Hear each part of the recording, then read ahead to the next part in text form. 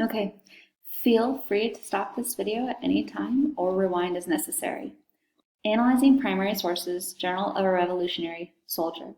Diary of Ezra Tilden, Revolutionary Soldier from the Colony of Massachusetts. Entry number 1, June 24th, 1777. An account of some things I carried into the army in my pack.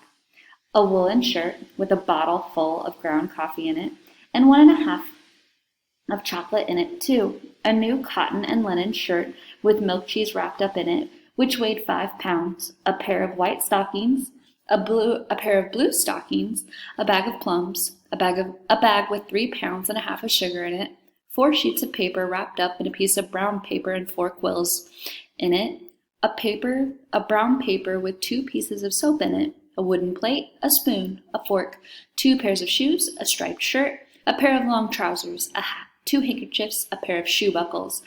I'm excited to see fighting, and with all of these provisions, I feel very much prepared for any situation which may come our way. Again, feel free to pause. Entry number 2, June 29th, 1777. After arrival at Fort Ticonderoga, what disheartened and discouraged me most of all was seeing so many poor soldiers going home. They looked like death almost, like walking ghosts or skeletons. Some had been to Quebec, Canada, and some had been taken by Indians and abused and almost killed, and they had even had smallpox. Some had lost their eyes, one or both of them. Essential items are in short supply here at the fort, nothing but bread and meat, and not enough of either. I hear some of our troops are stationed across the lake from us, and that many of them are dying of the smallpox. Rumor has it we may soon see battle with the tyrannical British. Wish me the best of luck. Entry number 3, July 4th, 1777. We could hear the cannons from where we were. The British were really close to us yesterday, and in the air all you could smell was gunpowder and smoke. We were told that the British were less than a mile away from us, but nobody expected to see them as close as they actually were. If I had to guess, I would say it's almost midnight right now. I can't write a lot tonight because we do not want the glow of our lanterns to be seen by the British. The fighting was intense today.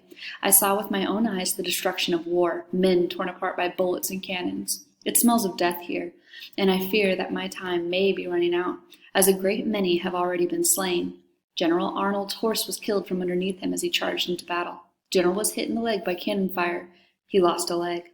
I fear what may lie in store for me. Wish me the best of luck. Entry number 4, July 5th, 1777.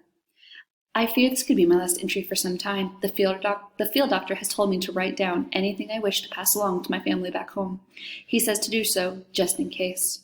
Yesterday, I, along with several other men, was struck by a British cannonball. 4 of the men with me died shortly after being struck. I was knocked unconscious and awoke an unknown amount of time later, missing my right foot and left leg. The doctor and his assistants are doing the best they can, but they fear my wounds may be infected. I am not sure what that means. The doctor has wrapped my wound in a white cloth-like material. Blood still seems to get through, though. I am in a tremendous amount of pain and can hardly stand to write. Each stroke of the pen is more painful than the last, and I fear that I will die before the sun rises tomorrow morning. I do not want to die yet. Please, Lord, do not let me die yet. The journal entries end abruptly here.